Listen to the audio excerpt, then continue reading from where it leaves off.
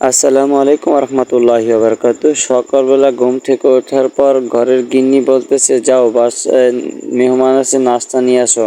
আমরা সচরাচর সবসময় বাসায় নাস্তা বানায় খাই, কিন্তু বাসায় যেহেতু মেহমান আসে তাড়াতাড়ি তাদের সামনে নাস্তা দিতে হবে, এই জন্য চলে গেলাম নাস্তা আনতে। তখন সকাল 8টা বাজে। নাস্তার দোকানে হোটেলে গিয়ে দেখি প্রচুর পরিমাণে ভিড়। অনেকে অনেক সিরিয়াল ধরে দাঁড়িয়ে আছে। যেমন একজনে বলল যে ভাই আমাকে 16টা পরোটা দেন, আর একজনে বললো 12টা, আর একজনের 10টা, আর একজনের 5টা। আমি বললাম ভাই আমার 12টা দেন। আমি প্রায় 5-6 জনের পরে সিরিয়াল পাবো। যদি নাস্তা নিতে হয়, পরোটা নিতে হয়, দাঁড়ায় থাকেন। কি আর করার, যেহেতু ঘরে মেহমান আছে তাই সিরিয়াল ধরে দাঁড়িয়ে রইলাম। আর ঈদের সময় বুঝেনি তো, আশেপাশে তেমন হোটেল খোলা থাকে না।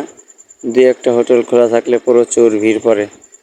তখন সিরিয়াল ধরে দাঁড়ায় রইলাম অনেকক্ষণ, বিরক্ত লাগতেছিল, কি আর করার। তখন অনেকক্ষণ অপেক্ষার পরে তারপর 12টা পরোটা আমি পেলাম। ওইটা নিয়ে বাসায় চলে গেলাম। তারপর মেহমানের সামনে দিলাম, তাদেরকে আপ্যায়ন করার চেষ্টা করছিলাম।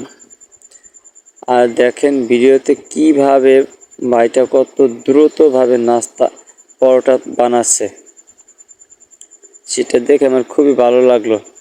কিভাবে মানুষ হ্যান্ডেল করার জন্য, কন্ট্রোল করার জন্য, সবাইকে যাতে দিতে পারে সেজন্য খুব দ্রুতভাবে ভাজতেছে। একজন রুটি বানাচ্ছে ডইলা ডইলা, আর একজনে ভাজতেছে। মাশাআল্লাহ, তাদের হাতের কাজ খুবই এক্সপার্ট।